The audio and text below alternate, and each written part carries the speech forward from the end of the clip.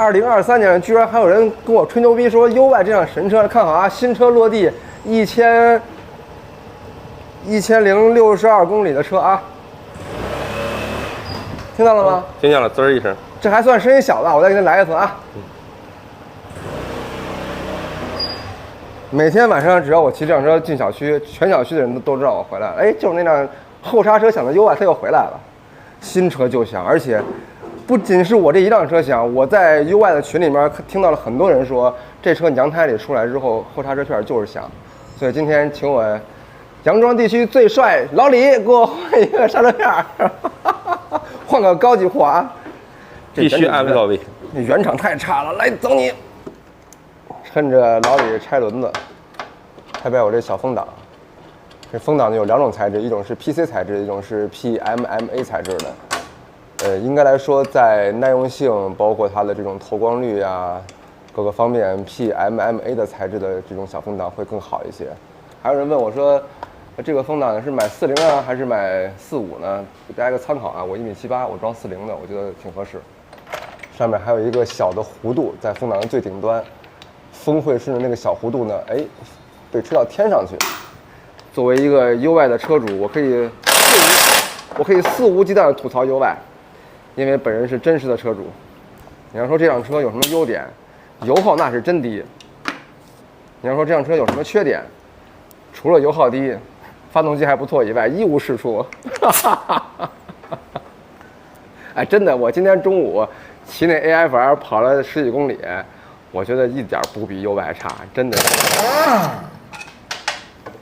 你这属于移情别恋吗？嗯。你这属于我的 UY 已经改得这么好了，我现在不想卖它。我听你这话，估计是下任车主应该做好准备了。你这个拉倒吧，不能卖我的 UY， 我总得留辆125的平踏代步用了。它这个刹车异响就是因为原厂的这个材质不行是吧？对，哎，那刹车皮你拍了吗？没拍呢，你不还没拿过来呢吗？这比那级别高是吗？那肯定的，贵呗。贵也其实也差不多。对，反正他到时候如果装车还响的话，就不给钱呗。那就不仅不给钱，往死里打。以我对这个踏板车这个了解，换这个的经验来说，它是不会再响。得嘞，这就换好了。原厂的刹车片多少钱？70、80块钱吧。70、80块钱。我这个呢，100多。你就100多块钱。算工时呢？算工时200。200。然后，但是我得试试这200块钱能不能解决我的烦恼。你的烦恼看见我就好。我的烦恼就是每天看见你。下手术台吧，就这个英俊的小面孔，竟然会滋滋叫。帅他这个小车头有点像鸟嘴儿，声音也像鸟嘴儿，滋儿滋儿。是吧？迫不及待，我试一下，就这点距离足够了。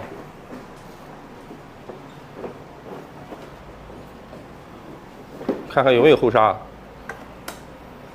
还有点软。那是个人驾驶习惯的问题，可以调。漂亮，真安静，一点声都没有。再来一次。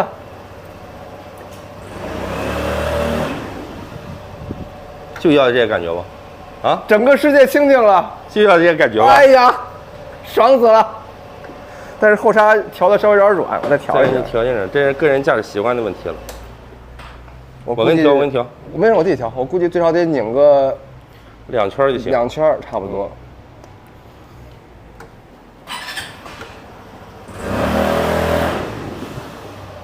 不错，完美。从我这不放脱呢是吗？来了一个后轮的小漂移。